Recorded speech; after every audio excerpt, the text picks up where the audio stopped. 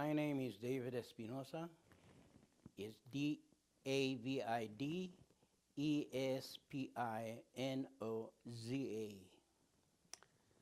When were you born?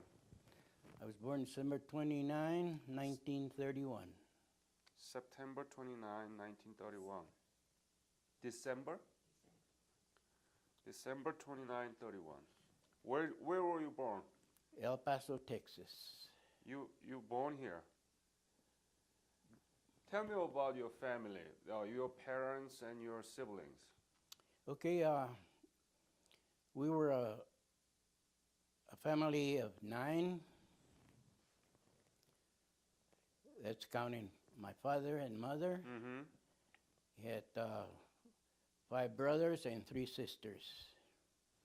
And you are the eldest? I'm the baby. The the youngest. Yeah.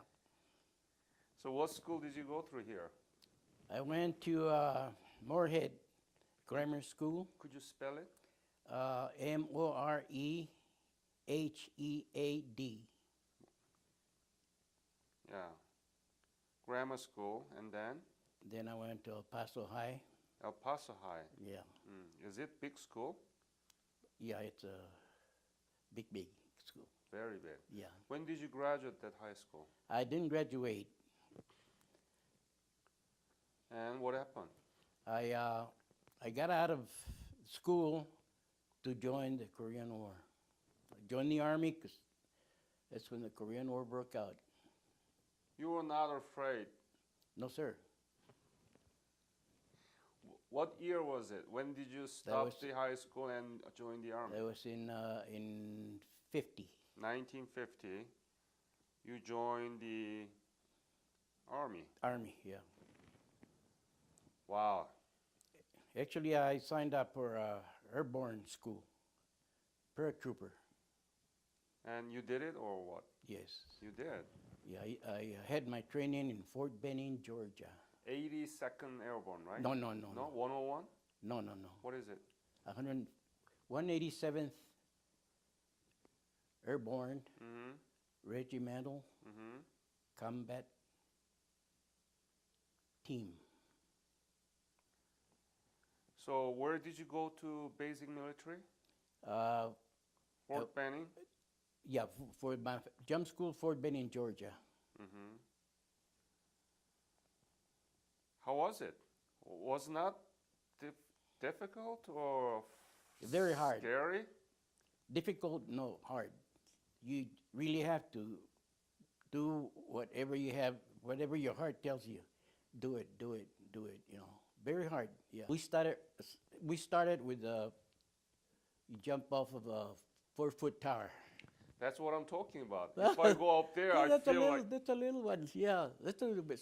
You start jumping there, Uh-huh. and you learn how to, when you hit, you learn how to, which way to turn to avoid falling flat on your face, okay?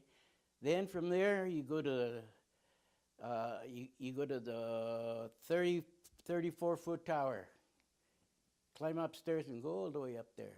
That's what I'm talking about. I'm sorry. That Yeah, one. Yeah. It's an instrument that is made to look like the side of an airplane. So you hook up, then you jump. You don't look down. Right. They say look straight ahead. Then you jump, and you're hooked up to a cable. You hit, and then you roll all the way down to the bank where you're received by other troopers, and disengage your cable. So you successfully finished. And then what happened? From there, we went to the 250 tower. That's still part of the Oh, okay. The Fort Benning Fort Benning, Georgia. jump training. Yeah, 250-foot tower. Yeah. And then? They take you all way up there on a cable. Then when you're ready, they disengage it, and you fly down, and you're supposed to know how to handle your parachute. Because if you don't, the tower's right there, and if you go to the tower, goodbye, you know. So everybody is, concentrates on that, they pull whichever butt away from the tower. Then you fall. And then next, you have to make 5 jumps out of the airplane. Tell me about it. The first jump that you did. The first jump, I jumped with my eyes closed until I got the jolt from the opening of a parachute. Then that's when you you open your eyes and you look around. They ask you to look around and be careful because you got a lot of troopers coming out. See, because you might Colliding each other. collide with each other. So Yeah. they warn you about that. Keep But your you know eyes how- open. But you know how to operate so that you don't collide Yeah, with others? Did Right. you have that skill? Very good. Yes, sir. So did Oh. you like it?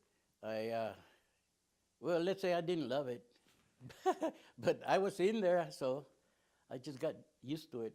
So we made 5 jumps. That's to qualify to get your wings. That's the wing. Yeah, Jump. those are jump wings, yeah. Yeah. And then when you qualify, they pin those on you. You deserved them. Yeah. What happened after that? That was after my jump school. I got 12 days leave and had to report to San Francisco. And there I boarded one of those biggest ship I've ever seen. And that I found out where I was going when they put us on that ship. So where did you go? Did you go to Japan, right? I went to Japan, yes. Tell me. We got we were there a week to receive all instructions in all our clothing that we're gonna need, and that was about it on that. And from there, they boarded us in another ship, and we landed in Incheon. When was it? That was in Korea. Yeah, Incheon. When did you arrive in Incheon? It took us about 2 days to get there by boat. So what month?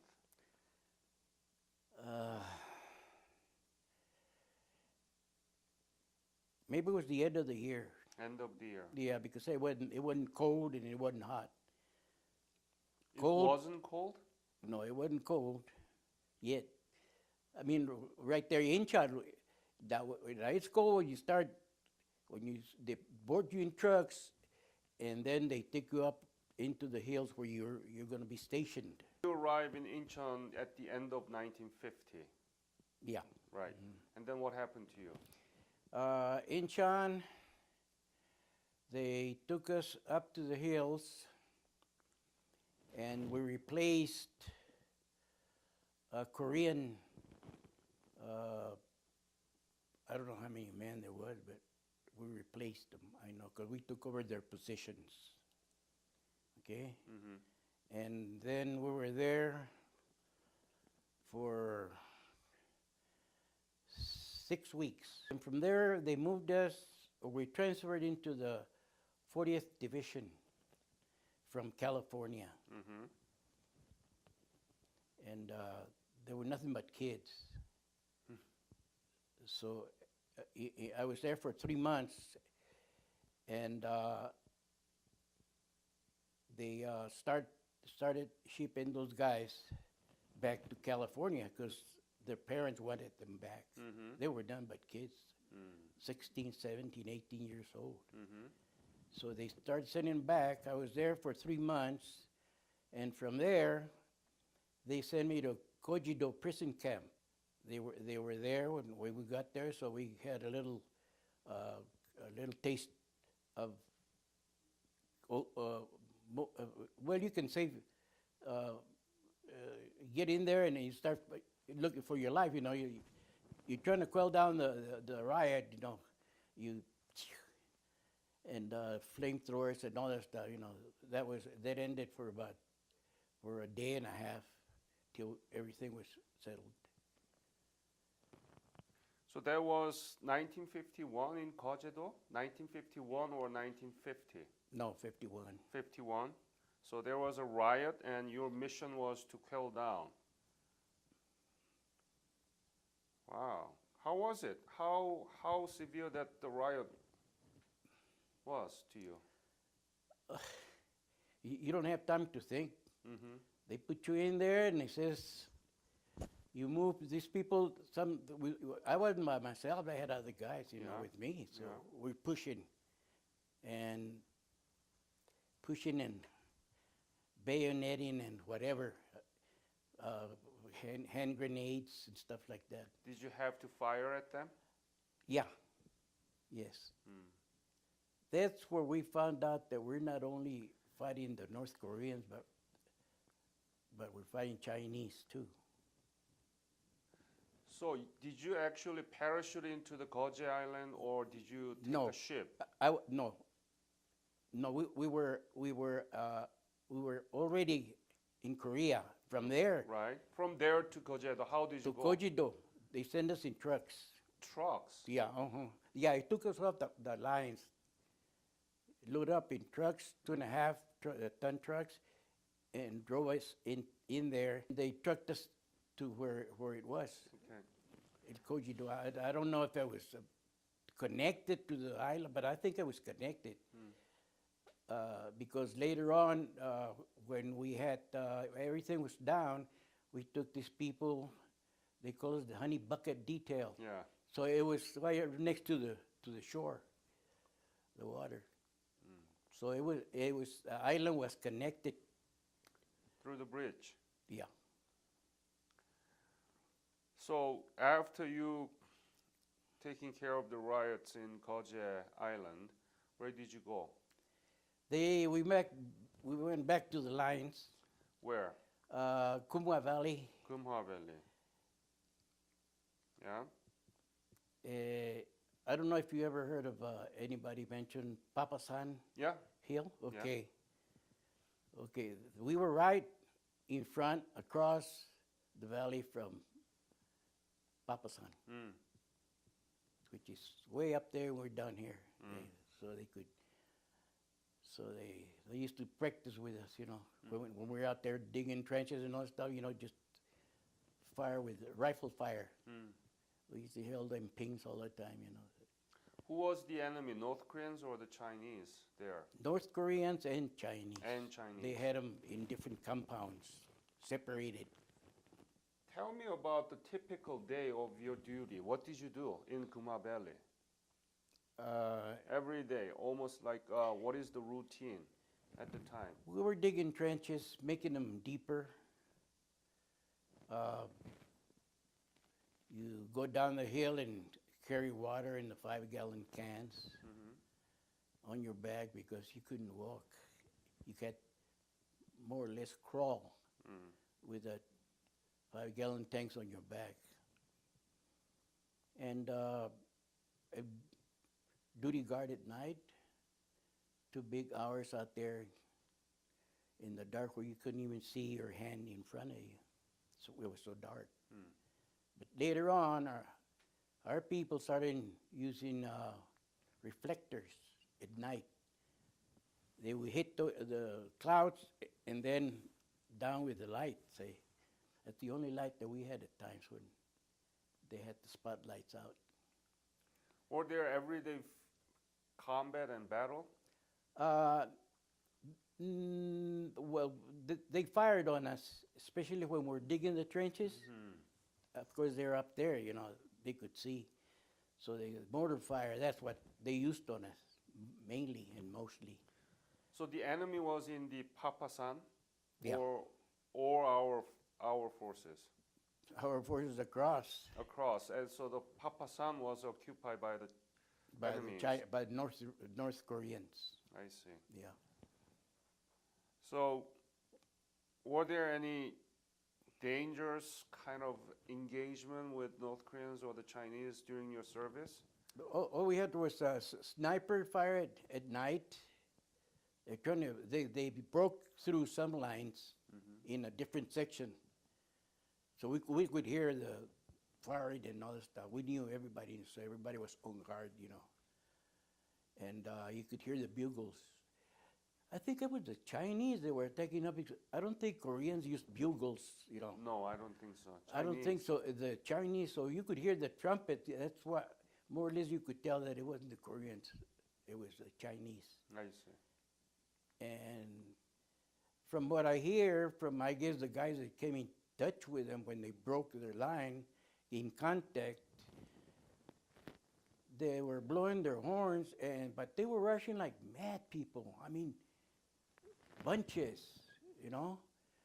You usually see patrols, you know, they're separated, you know. But these guys were all in bunches. They were attacking in bunches. So you can tell machine gun and WD-40s and all that stuff were just shooting in there, just killing them like flies. So anyway, they repelled that. So everything within the hour, 2 hours was settled down, no more firing, nothing like that. So they pulled back. And we had patrols, night patrols.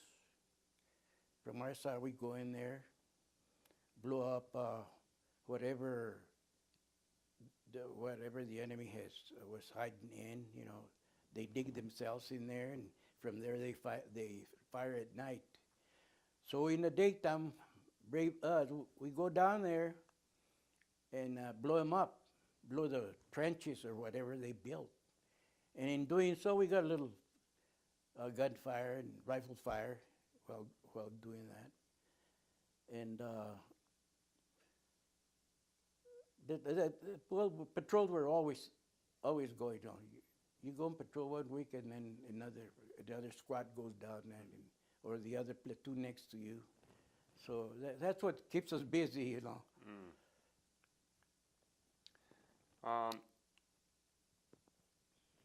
Were you wounded? No. No. You were lucky.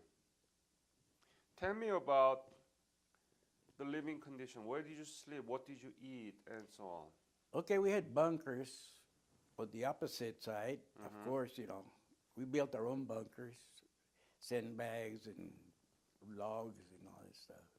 Our water, we went down, like I said, and brought it up in 5-gallon cans. You wash your clothes in your helmet liner. I mean your helmet. And that's where you wash your clothes. Not wash them, just dip them and take a shower or bath or whatever, you know.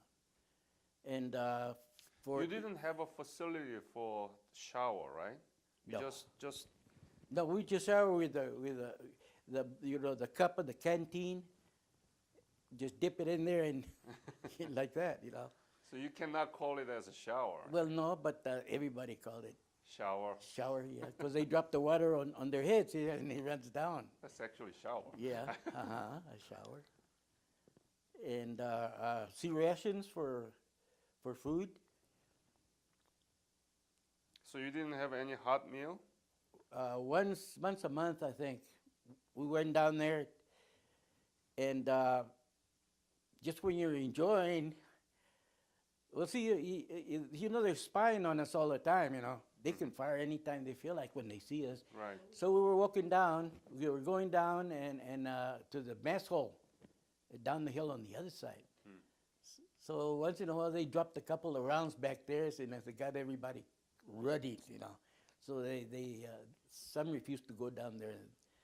They don't want to get killed eating, you know, so they just stick to the rations, sea rations. Were you married at the time? No. But you had a girlfriend. What's her name? Estela Espinoza. Estella? Estela. Estella. So you were dating, right? Yes. Must be hard for you to leave a beautiful lady like her to the state alone. Huh? But Uncle Zeb told me you gotta go. So you have to go and get your girlfriend later on. How often did you write her back? Well, not too often. How much were you paid at the time? What was your rank? Then I was private corporal. Then I went to sergeant. I came out as sergeant first class. How much were you paid? Not too much then. How much? About 75. 20 what? 75, 75. yeah, $75. What did you do with that money? It wasn't money actually, it was script. It's, yeah, script. What did you do with that? Well, when we got to Japan, R&R? R&R, yeah, that's the only time you could spend that kind of money. You could play card or you can Oh, we played dice. dice. That's all we, yeah, dice. That's how you bet, you know. But Did you send the money back to your family? no, You didn't. no. So you kept it all to yourself. Well, that was when my dad was alive. I used to send a few bucks to him. Did you send any to your fiance? No, Yes, you did. You did. I remember you sent I me did? some money. Well, I'll be darned. And I saved it. Well, anyway, yeah, I know. Yeah, I was sending somebody besides my dad, but I don't remember. I didn't keep it, that's for sure, because I couldn't spend it. All I did was gamble with it, but it wasn't big gambling. Did you drink? Yes, What did you drink? canned beer.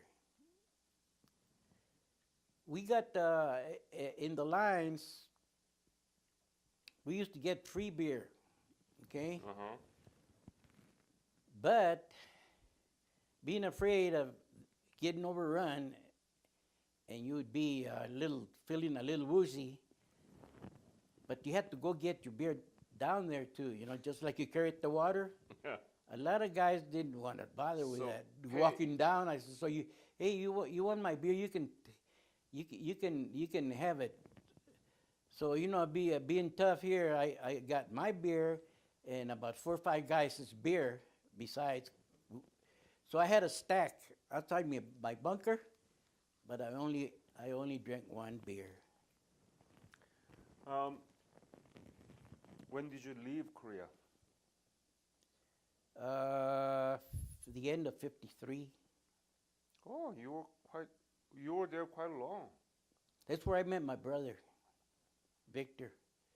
You left Korea the end of 1953? Yes. You mean after the armistice? They were signing the armistice. In fact, I was in Bappu, Japan, getting all my clothing turned in, and that's when I heard that they were signing the armistice. Okay. And So the- that's not the end of 1953. It's the middle of 1953. No, You came back to Korea after you. I see. You come back on a point rotation. I completed my 30 points that they gave you. I don't know how they do it, but when you complete 30 points, I was going back to the lines. Okay, they were boarding the trucks, and I heard somebody calling my name. Mhm. So I reported to the CP, and they said, "You're going back." What? Yeah, you're going back. So I didn't have to get in the truck. They were getting ready to. So that's when they sent me back to Bappu, I see. the headquarters. Yeah. So that's when I heard that they were signing the armistice. What was the most difficult thing to you during your service in Korea?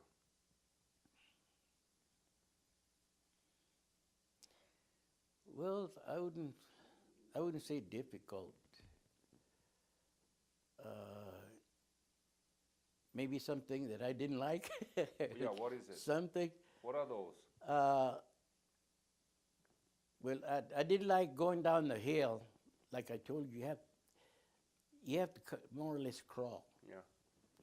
like everybody did. So that's why I accumulated so many cases of beer there, because nobody wanted to go down there. And that was but the only thing, because when you got to the top of the hill, you have to lay there for 5 minutes to catch your breath. And that's one thing. I wanted to be tip-top shape in case we got attacked.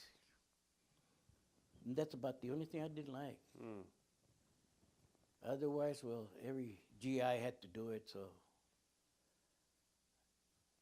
no sweat on that. So you said that you met your brother in Korea while you were there? Tell me about it. Who's your brother? Victor, I got a picture of him there. Victor Victor H. H. Espinoza. Espinoza. Yeah. And what's his birthday? It's right there, I think, still. Anyway, No, in the paper, in the when did clip. when did he join the army? Well, almost the same time that I did, because in going in my going when I came back from my they gave me 13 days and then sent to Korea. Yeah. I stopped in L.A. to say goodbye to my other brother Tony, and Victor was living there too. So when I stopped at his house, and he says, I got a surprise for you, David. I says, yeah, what is it? So my brother steps in the doorway. Victor. Who joined the army first, you or Victor? I think we gave it almost at the same time, because he had his khakis on. In the meantime, he was training. But he lived in Korea, he lived in California, and David lived here. Where is the article? Well, so when did Victor leave for Korea? Well, almost the same, because from there, from where I met him, he had his uniform on already, and he told me he was going to Korea. How did you feel about that? I don't know. I mean, no feeling. I mean, when I met him, and I says, brother, I'm going to Korea. I'm going to Korea too. I just stopped to say hi to Tony, so because we were going over there. So we met there, and then he went his way because he joined the.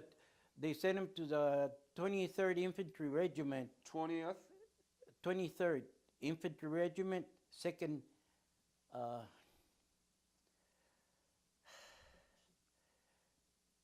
Second Division. Second Division, yeah. Mhm. The Arrowhead, Yeah. yeah. So he belongs to the second division. He knew that he is going to Korea, Oh, yeah. Yeah. Yeah, uh-huh. and so you guys might have been in the same at this almost same time arriving in Korea. Where did he fight? He was fighting on right where you heard of Mount Baldy? Yeah, Baldy. Baldy, okay? Yeah.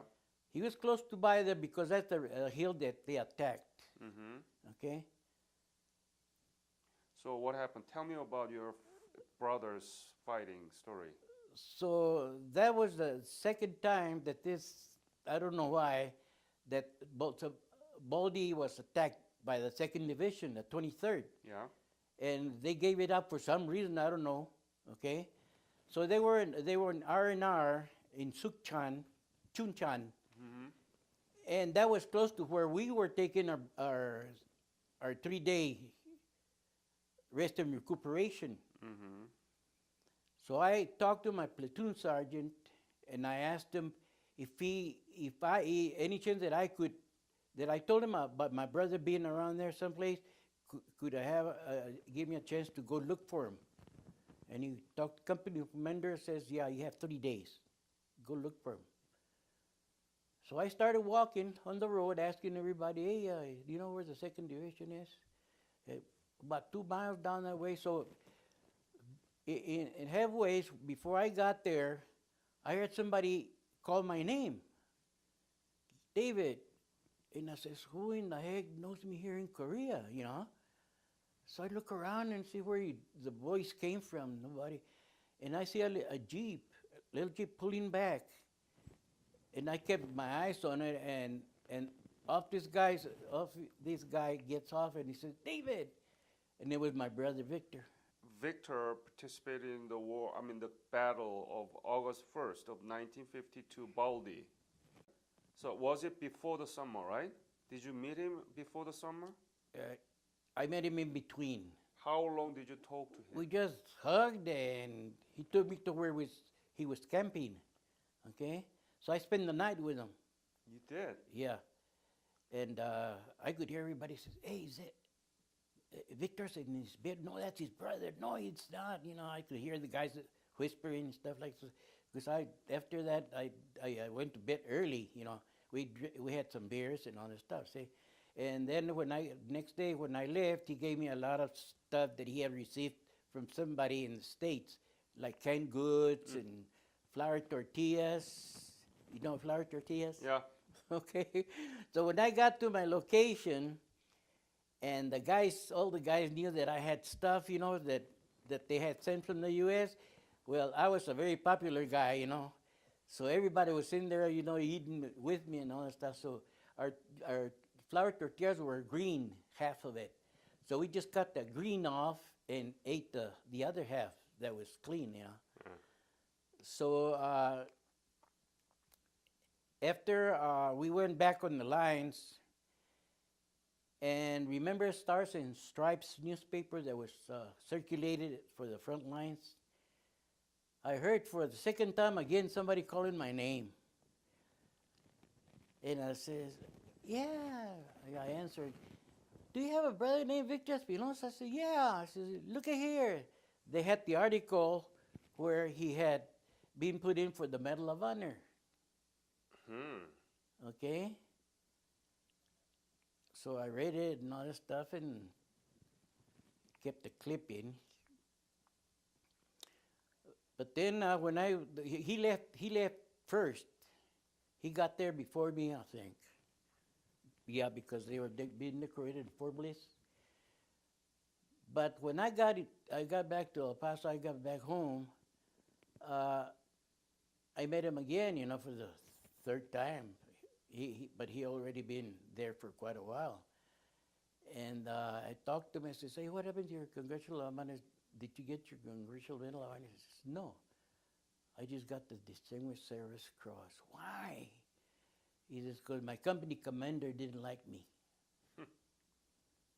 So I just couldn't believe it, you know, after I read that he had made that big move on Mount Baldy. So tell me about what your brother did at the Mountain Baldy. What did he do? Did he I have a clip in there Yeah. which says the history of that hill. Yeah, explain it to me. What happened to him? Well, I guess they were attacking Mount Baldy again for the third time, which anybody that's kept up with that incident that had happened before, he says, why did they give Mount Baldy up in the first time? So nobody knows they took it. That was the third time that they had gone up there. The third one, and finally they put everything in there, so everybody was going gung-ho. So my brother, I guess he slipped up here. He started running up the hill after he emptied his rifle, grenades. He ran out grenades, and he was taking the enemy that was laying there on the side. So he was taking all their ammunition and using it on the enemy. So he got up there, and I think he went bananas because he was just throwing hand grenades, enemy hand grenades, enemy ammunition, anything he could get a hold of. Yeah.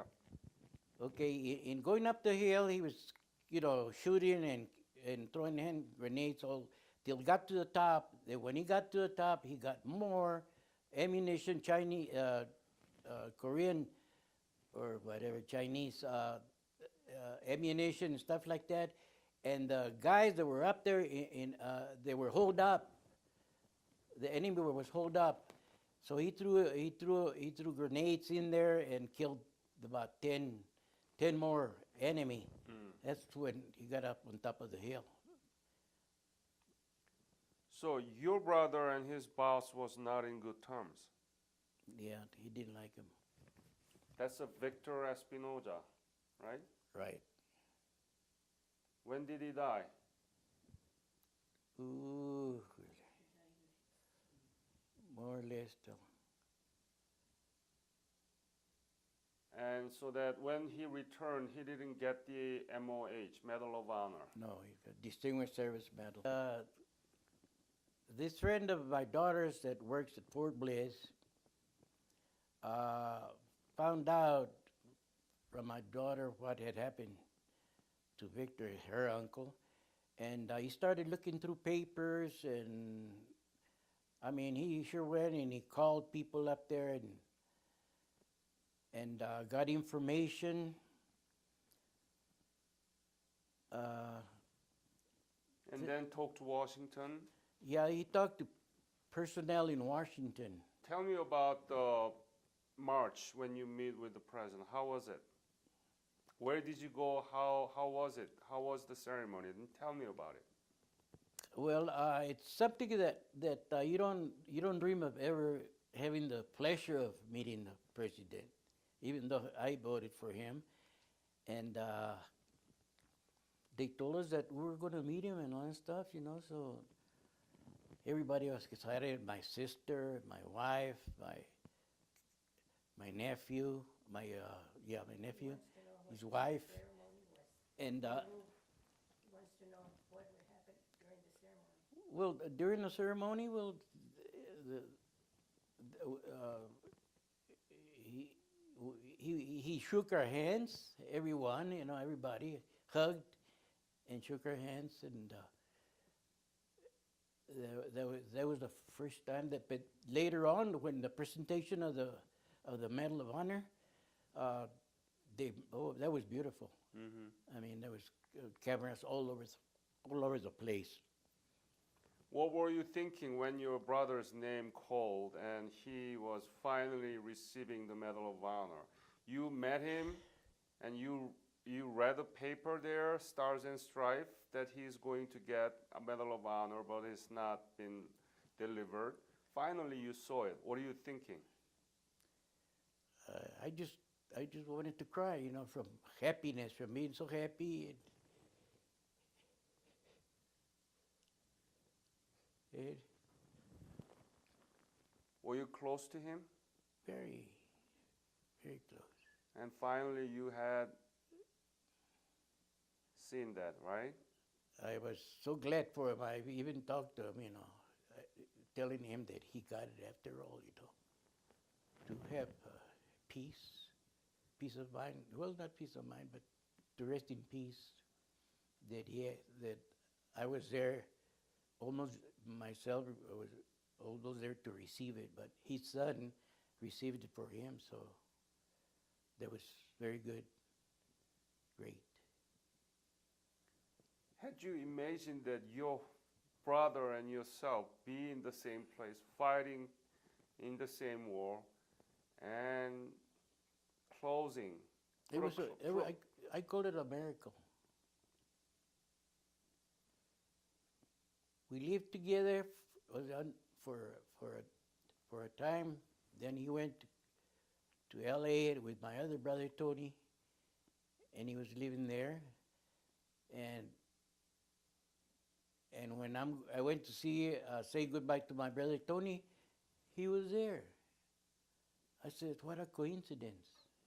And then I meet him over in Korea, another coincidence. I said, what's happening here? You know, you stop and wonder. And you know, I'm very truthful with my God. That's about it. And I feel real good to see all the buildings and all that stuff. No, I wouldn't go back there because I'm a very sentimental guy too at the same time, you know. And but just looking at their pictures and what they have done, what they have built, and all that, that satisfies me inside. And for the Victor might be very happy up there, looking down what's been done by Korean people, right? Korea is 13th largest economy in the world right now, 13th largest.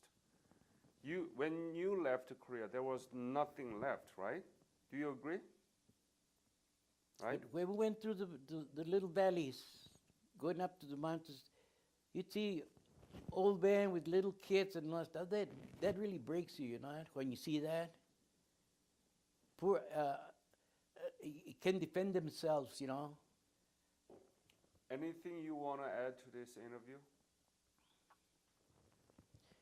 Just that I'm glad you're doing this for the cause. And I guess everybody that you talk to will agree that, you know, you're doing a good job.